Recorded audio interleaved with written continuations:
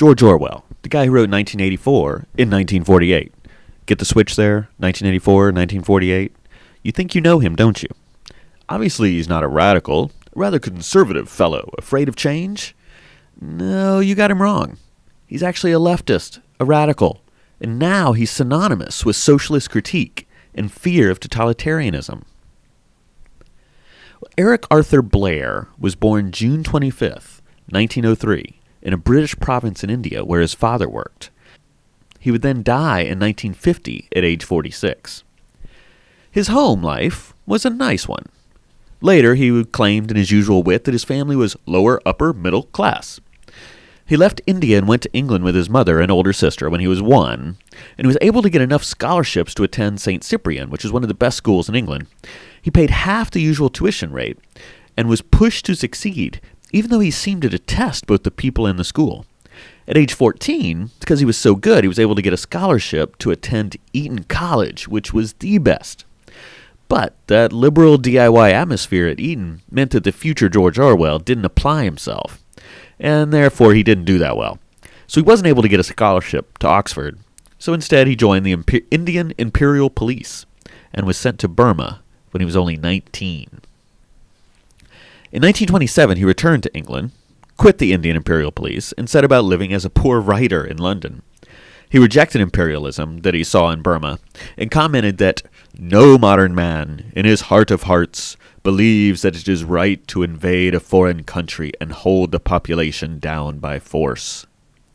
Well, sounds like that statement even has some implications for today, huh?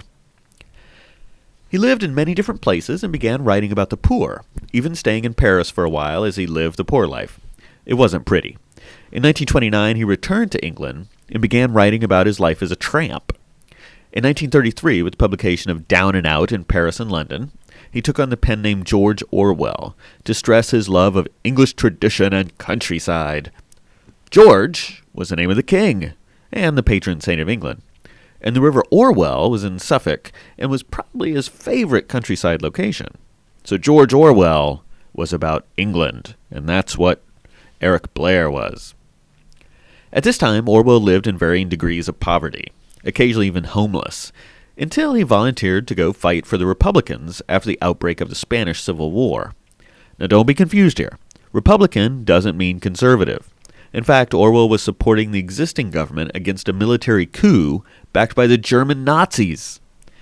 He would eventually join both the Labour Party and the Workers' Party of Marxist Unification, which was a non-Stalinist far-left party.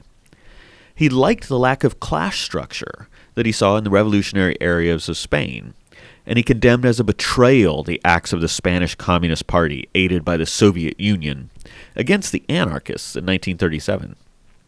In this year, he was shot in the neck by a fascist sniper. And he was barely able to escape the country. If he had stayed, he probably would have been arrested as a Trotskyite.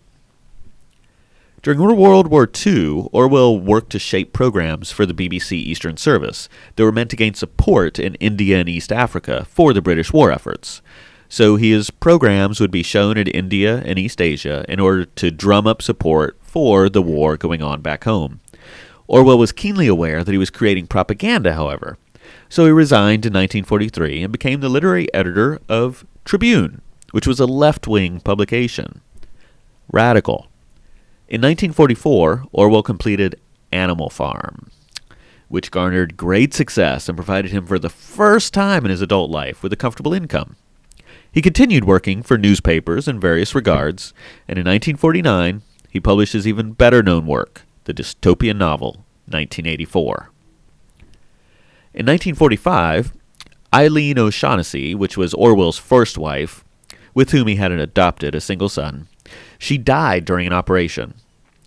Orwell remarried 4 years later to Sonia Brownwell, but she died from tuberculosis.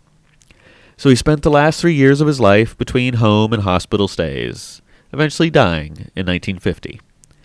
Yet we still remember him and his visions of totalitarianism and communism gone wrong. That's George Orwell. If you want handy 2-page study guides for George Orwell's 1984, Animal Farm, and every other major work of literature, check out cheatsheetsonline.com.